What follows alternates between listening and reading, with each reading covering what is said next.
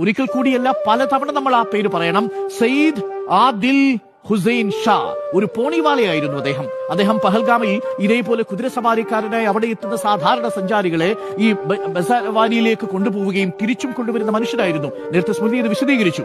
അവിടെ പേരറിയാത്ത തന്റെ സഞ്ചാരിയെ രക്ഷിക്കാൻ വേണ്ടി അദ്ദേഹം കാശ്മീരി ആയിരുന്നിട്ടും കലിമ ചൊല്ലാൻ അറിയാമായിരുന്നിട്ടും സയ്യിദ് ആദിൽ എന്താ ചെയ്തത്? സയ്യിദ് ആദിൽ ഹുസൈൻ ഷാ ആ ഭീകരവാദിയുടെ കയ്യിലിരുന്ന റൈഫിൾ പിടിച്ചു മാറ്റാനാണ് ശ്രമിച്ചത്. അതിൽ ഏറെക്കുറെ അദ്ദേഹം വിജയിക്കുകയും ചെയ്തു. പക്ഷെ അപ്പോഴേക്കും തൊട്ടടുത്തു നിന്ന ഭീകരന്റെ വെടിയേറ്റ് ഈ സയ്യിദ് ആദിൽ ഹുസൈൻ ഷാ എന്ന കാശ്മീരി താഴെ വീഴുകയാണ് ചെയ്തത്.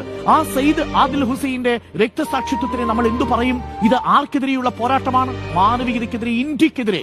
പാകിസ്ഥാന്റെ നേതൃത്വത്തിൽ നടത്തുന്ന ഭീകരവാദികൾ മതത്തെ ടൂളാക്കി ഉപയോഗിച്ച് നടത്തുന്ന ഭീകരവാദം എന്ന് തന്നെ നമുക്ക് ആവർത്തിച്ചു പറയേണ്ടി വരും. ബിസ്മില്ല ചൊല്ലിക്കൊണ്ട് 3 കാശ്മീരി യുവാക്കൾ തങ്ങളെ രക്ഷിക്കാൻ വന്ന കഥ പല്ലവി പറയുന്നുണ്ട്.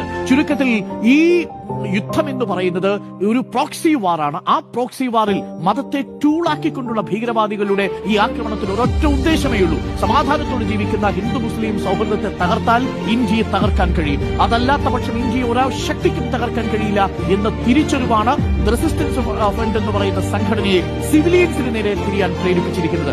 അതുവഴി ഒരു ഡിവൈഡാണ് അവർ ലക്ഷ്യമിടുന്നത്. പക്ഷേ നമ്മൾ ആ ഡിവൈഡിന് നിന്നു കൊടുക്കില്ല എന്നതാണ് ഇന്ത്യ എന്ന രാഷ്ട്രത്തിന്റെ കരുത്ത് എന്ന്